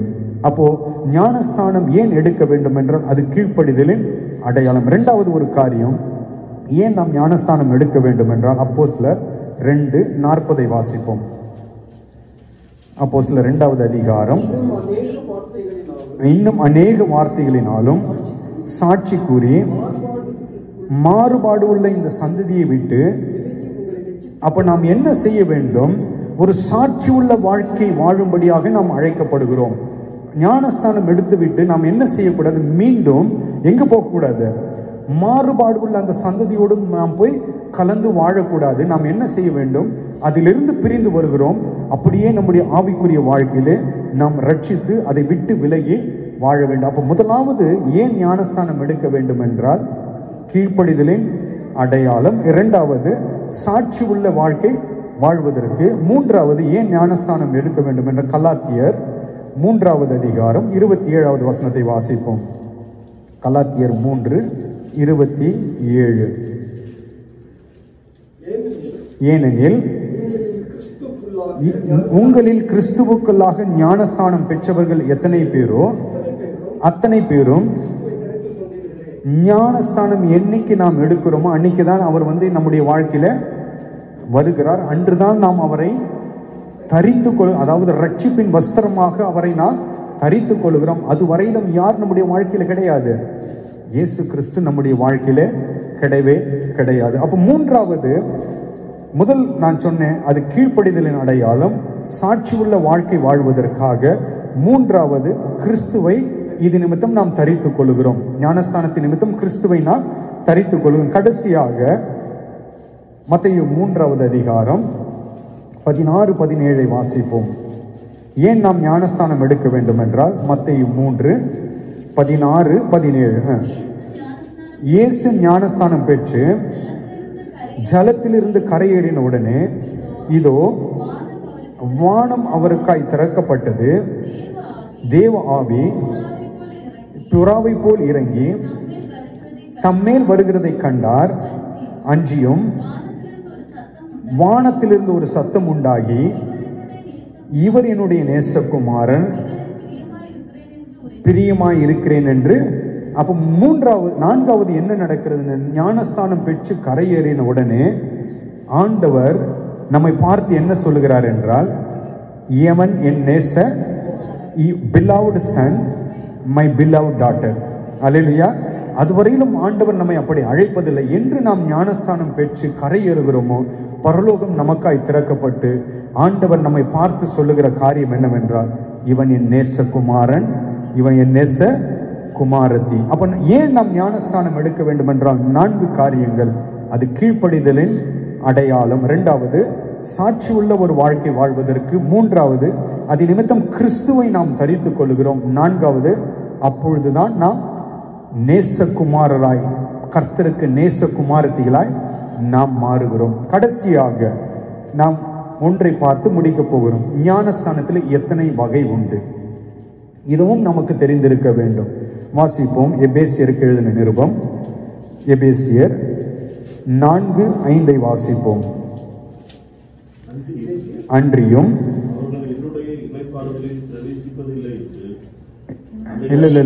எபேசியர் 4:5 ஒரே கர்த்தரும் ஒரே விசுவாசமும். அப்ப எத்தனை ஞானஸ்தானம் இருக்கிறதுங்க? ஒரு கர்த்தர், ஒரு விசுவாசம், ஒரே. வேதம் சொல்லுகிற ஞானஸ்தானத்தில் ஒரே ஒரு ஞானஸ்தானம் தான் உண்டு. எது அப்படின்னா மூழ்கி எடுக்கிற அந்த ஒரு ஞானஸ்தானம் மாத்திரமே. அப்போ ஒரே விசுவாசம், ஒரே தேவன், ஒரே ஞானஸ்தானம். அப்போ வேறு ஒரு ஞானஸ்தானம் கொடுக்கப்படுவதும் இல்லை. அப்படி கொடுத்தால் பரலோகம் அதை அங்கீகரிப்பதும் கிடையாது. அப்போ இந்த ஒரே ஞானஸ்தானத்தை நாம் எடுக்க வேண்டிய முறை என்னவென்று கேட்பீர்கள் என்றால், ரோமர் 6வது அதிகாரம், ரோமருக்கு எழுதின நிருபம் 6வது அதிகாரம் 3 to 5 வரை உள்ள வசனங்களை வாசிப்போம். ரோமர் 6, 3 to 5. கிறிஸ்து இயேசுவுக்குள்ளாக ஞானஸ்தானம் பெற்ற நாம் அனைவரும் அவருடைய மரணத்திற்குள்ளாக ஞானஸ்தானம் பெற்றதை அறியாமல் இருக்கிறீர்களா? இது இருங்க. இப்போ இங்க சொல்லப்படுகிறது, கிறிஸ்து இயேசுவுக்குள்ளாய் ஞானஸ்தானம் பெற்ற நாம் அனைவரும் அவருடைய மரணத்திற்குள்ளாக ஞானஸ்தானம் பெற்றதை அறியாமல் இருக்கிறீர்களா? புரியுதுங்களா இந்த வசனம்? இதை நான் உங்களுக்கு ஏற்கனவே சொன்னேன். ஞானஸ்தானத்தினுடைய அர்த்தம் என்ன? பேப்டிசோ என்றால் என்ன? முழுகி எடுக்கிறது. ஞானஸ்தானம் எப்படி கொடுப்பாங்க தெரியுங்களா? நீங்கள் போய் தண்ணீரில் உங்களை நிற்க வைப்பார்கள். எங்க இடுப்பளவு இருக்கிற இந்த இடுப்பளவு தண்ணீர் இருக்கிற இடத்துல நம்மை கொண்டு போய் நிற்க வைத்து அங்கு நம்ம இடத்துல 3 கேள்வி கேட்கப்படும். சரிங்களா? இந்த கேள்விக்கு நாம் பதில் கொடுக்க வேண்டும். பதிலை கொடுத்து விட்டு இப்படி நாம் நிற்கிறோன்னு வச்சுங்களேன், தண்ணீர் இதுவரைலாம் இருக்குது, இடுப்பளவு தண்ணீர் இருக்கிறது. இப்போ என்ன செய்வார்கள்? நம்மை தண்ணீருக்குள்ளாய் முழுகவும், அதாவது மொத்தமும் முழுக்கி, இது வந்து ஒரு செகண்ட்ஸ்ல நடக்கிறது, நிற்க வைத்து விட்டு 3 கேள்விகளை கேட்டு நம்முடைய வாயினால் நாம் அறிக்கை செய்ய வேண்டும். செய்துவிட்டு பெறுவதாக இயேசு கிறிஸ்துவின் நாமத்தினால் உங்களுக்கு ஞானஸ்தானம் கொடுக்கிறேன் என்று சொல்லி என்ன பண்ணுவார்கள்? இப்படி முக்கி வெளியில எடுப்பார்கள். இந்த வசனம் நான் வாசித்தோம் பார்த்தீங்களா? 6:3 மீண்டும் வாசிங்க. கிறிஸ்து இயேசுவுக்குள்ளாக நாம் ஞானஸ்தானம் பெற்ற நாம் அனைவரும் மரணத்திற்குள்ளாக, இது ஏன் இப்ப பாருங்க, அவருடைய மரணத்திற்குள்ளாக இப்ப என்ன நடக்கிறது? ஏன் இப்படி பண்ணி இப்படி எழுப்புறாங்க? காரணம் என்ன? ஏன் இப்படி படுக்க வச்சு எடுக்கிறாங்க அப்படின்னா, இப்படி செய்யும்போது என்ன நடக்கிறது என்றால், நாம் அவரோடு மரணத்திற்குள்ளாய் கடந்து போகிறோம். அதாவது நாமும் கிறிஸ்து எப்படி மரித்தாரோ, இப்ப நம்ம மரிக்கும் போது என்ன பண்ணுவாங்க? நம்மள கல்லறையில் எப்படியா நிக்க வைப்பாங்க. இது எதற்கு அடையாளம் என்றால், நாம் அவரோடு கூட மரணத்திற்குள்ளாய் மரிக்கிறோம். அடுத்த வசனத்தை வாசிங்க. மேலும் பிதாவின் மகிமையினாலே கிறிஸ்து, அப்ப எப்படி அவர் மரித்து எப்படி எழுப்பப்பட்டாரோ, நாமும் என்ன பண்ணுகிறோம்? இப்போது முழுகி வெளியில எடுக்கிறோம். வெளியில வரும்போது அதற்கு அதாவது நீங்க இப்படி பாருங்க, இப்ப பாருங்க, இப்படி பண்ணும்பொழுது என்ன அர்த்தம்? அதுக்கு அவரோடு நம்ம மரணம் அடைகிறோம். எடுக்கும் பொழுது என்ன ஆகிறோம்? அவரோடு உயிர் எழுதுகிறோம். வாசிங்க. இப்ப நாம அப்படி வெளியில வரும்பொழுது என்ன சம்பவிக்கிறது? நம்முடைய வாழ்க்கையில புதிய மனிதர்களாய் நாம் வெளியிலே வருகிறோம். பாவங்கள் அங்கு கழுவப்படுகிறது, பாவங்கள் அங்கு மன்னிக்கப்படுகிறது. இப்பொழுது நாம் எப்படி வெளியில வருகிறோம்? புதிய மனிதர்களாய் வெளியே வருகிறோம். அவர்களுடைய மரணத்திற்குள்ளாகும் ஞானஸ்தினாலே கிறிஸ்துவுடனே கூட அடக்கம் பண்ணப்பட்டோம். ஆதலால் அவருடைய மரணத்தின் சாயலிலே நாம் இணைக்கப்பட்டவர்களானால், அவர் உயிர்த்தெழுதலின் சாயலிலும் இணைக்கப்பட்டிருப்போம். அப்ப நாம் அவரோடு மரித்து நாம் வெளியில வரும்போது, அங்கு மரணம் அவரோடு மரிக்கிறோம், வெளியில வரும்போது அவரோடு கூட உயிர் தெழுந்து அந்த சாயலோடு நாம் என்ன இணைக்கப்படுகிறோம். இப்பொழுது 6வது வசனத்தை வாசிங்க. இனி நம்முடைய அப்படி நாம் ஞானஸ்தானம் பெற்று கரையேறி நாம் வெளியில வந்தவனை இனி நாம் என்ன செய்யக்கூடாது? பாவமே நம்முடைய வாழ்க்கையிலே இருக்கக்கூடாது. பாவம் சரீரம் ஒழிந்து போகும் பொருட்டாக நம்முடைய பழைய மனுஷன் இப்போ என்ன நடக்கிறது? நாம் படுக்கும் பொழுது தண்ணீருக்குள்ள முழுகும் போது அவரோடு மரிக்கிறோம் அல்ல. இப்போ அங்கு என்ன நடக்கிறது என்றால், நம்முடைய ஜென்ம சுபாவம், நாம் செய்த எல்லா அக்கிரமம், பாவம், மீறுதல்கள் எல்லாம் தண்ணீரில் என்ன செய்யப்படுகிறது? கழுவப்படுகிறது. கழுவப்பட்டு வெளியில வரும் பொழுது அவருடைய உயிர்த்தெழுதலிலே நாம் இணைக்கப்படுகிறோம்.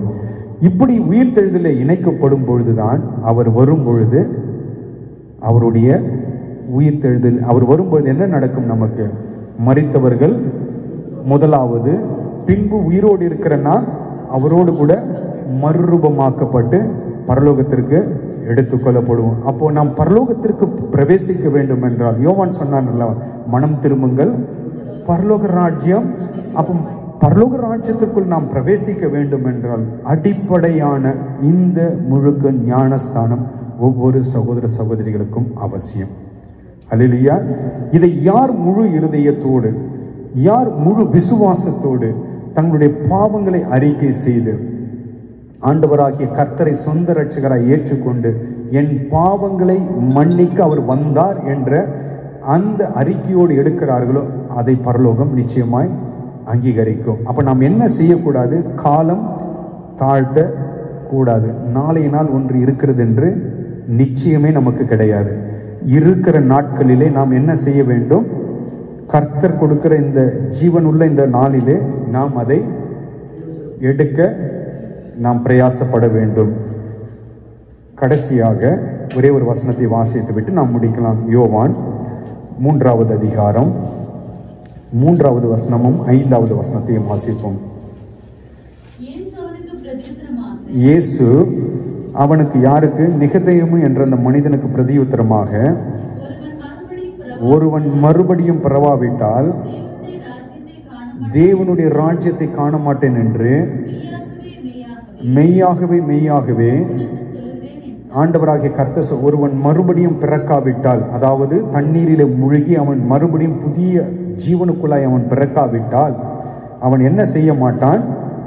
மெய்யாக அவன் பரலோக ராஜ்யத்தை காண மாட்டான் என்று மெய்யாகவே மெய்யாகவே உங்களுக்கு சொல்லுகிறேன் என்று ஆண்டவர் சொல்லுகிறார். அப்ப பரலோக ராஜ்யத்தில் நாம் பிரவேசிக்க வேண்டும் என்றால் என்ன தேவை? ஞானஸ்தானம், முழுக்க ஞானஸ்தானம் அவசியம். இல்லை எனக்கு வேண்டாம் என்று நாம் விடும் பொழுது, தள்ளி விடும் பொழுது நம்முடைய வாழ்க்கையில் என்ன நடக்கிறது? என்ன நடக்குங்க? இல்லை வேணாம், எனக்கு நான் பார்த்துக்கிறேன் அப்படின்னும் போது லூக்கா 7:30 வாசித்து முடிக்கலாம். லூக்கா 7:30 நாம் வாசிப்போம். பரிசேயரும் நியாய சாஸ்திரிகளுமோ அவனால் ஞானஸ்தானம் பெறாமல் தனக்கு கேடு உண்டாக, பாருங்க, பரிசேயரும் நியாய சாஸ்திரிகளுமோ அவனால் ஞானஸ்தானம் பெறாமல் தங்களுக்கு கேடு உண்டாக தேவனுடைய ஆலோசனையை, யார் ஒருவன் தேவனுடைய ஆலோசனையை தள்ளுகிறார்களோ அவளுடைய வாழ்க்கையில் என்ன உண்டாகும்? கேடு உண்டாகும். அல்லேலூயா. நமக்கு கேடு வேணுமா அல்லது ஆண்டவருடைய ஆசீர்வாதத்தை சுதந்திரித்து ஞானஸ்தானம் வேண்டுமா? யார் ஒருவன் ஞானஸ்தானை சத்தியத்திற்கு கீழ்ப்படுகிறார்களோ, யார் தாமதமின்றி செய்கிறார்களோ அவர்கள் புதிய ஜீவனை ஆண்டவர் கொடுத்து அவர்கள் கிறிஸ்துவை தரித்துக் கொள்ளுகிறார்கள். அவர்கள் பரலோக பார்வையிலே நேசகுமாரரும் நேசகுமாரத்திகளுமாய் காணப்படுகிறார்கள். அதை தள்ளுகிறவர்கள் என்ன, அவர்களுடைய வாழ்க்கையில் என்ன உண்டாகிறது? தங்களுக்கு கேடு உண்டாக்கி, தாங்களே தங்களுக்கு கேடு உண்டாக்கி கொள்ளுகிறார்கள். கர்த்தர் தாமே இந்த வார்த்தையினால் உங்களை ஆசீர்வதிப்பாராக.